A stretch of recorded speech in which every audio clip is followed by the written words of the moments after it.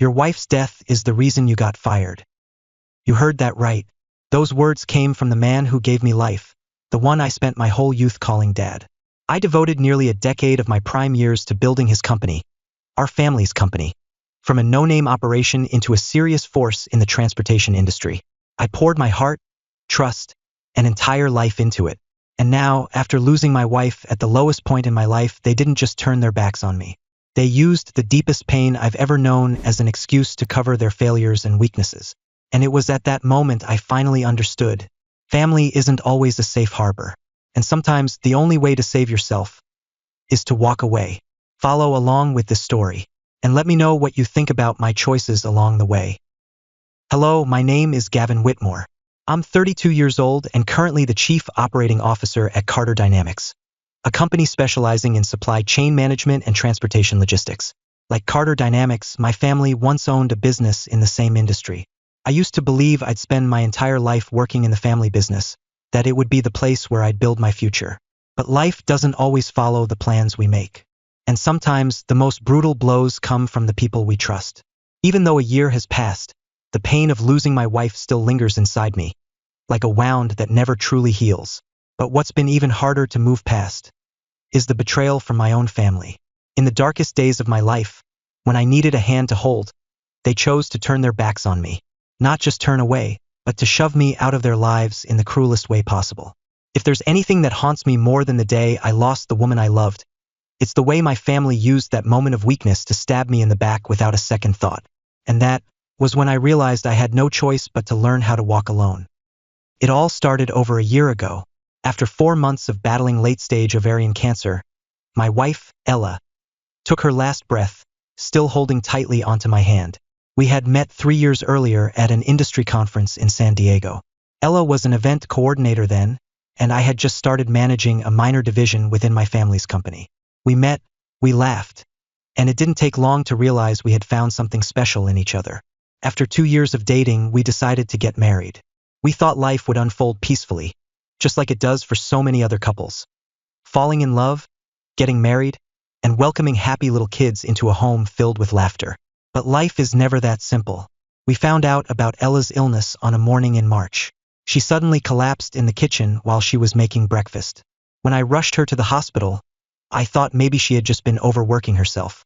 But then the doctor came out, his face heavy with sorrow, and gave us the diagnosis. Late-stage ovarian cancer. It was a cold, clinical sentence wrapped in a brutal truth.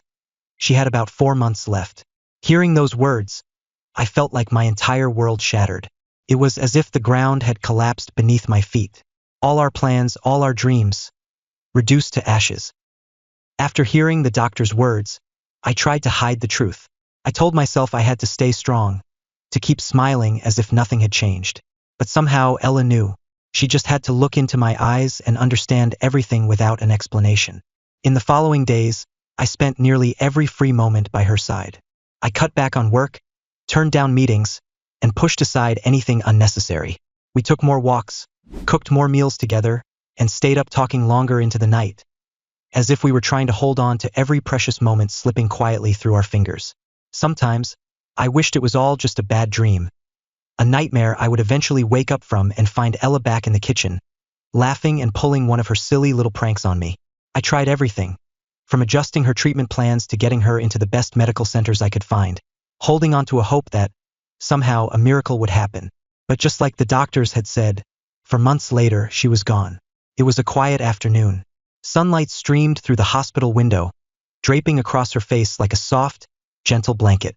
Ella held my hand tightly and whispered through broken breaths, "Promise me, you'll live well, and someday, you'll find happiness again." Even though my heart was screaming to hold on to her, I nodded and forced a smile, because I knew it was the only way to let her go in peace. 3 days later, we held Ella's funeral. That day, almost everyone who knew me and Ella showed up. Her parents, close friends, old colleagues, and neighbors. They all put their lives on hold and traveled long distances to say their final goodbyes.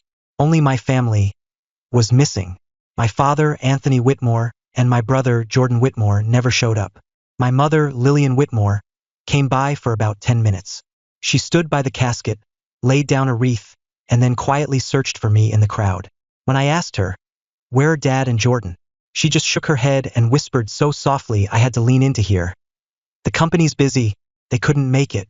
I stood there, clenching my hands to hold back my anger. That excuse, if it could even be called an excuse, felt worse than silence. Because deep down, I knew they hadn't visited once through all 4 months of Ella's fight. Not even a message, not a word of support in her final days.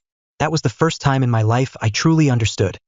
Sharing the same blood doesn't mean they'll stand by you when you need them most. For days after Ella's funeral, I returned to work. As I walked into the office, my team members immediately paused what they were doing.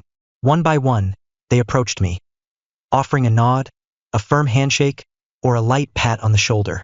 No fancy words, no awkward small talk, just honest gestures of sympathy that said more than words could. The internal phone rang around 10 o'clock that morning as I was buried in a mountain of backlogged emails, forcing myself to focus on escaping the weight of reality. My father's voice came through, cold and emotionless. Come up to my office. Without a word, I set down my pen and stood up. When I stepped into the conference room, my father was already sitting at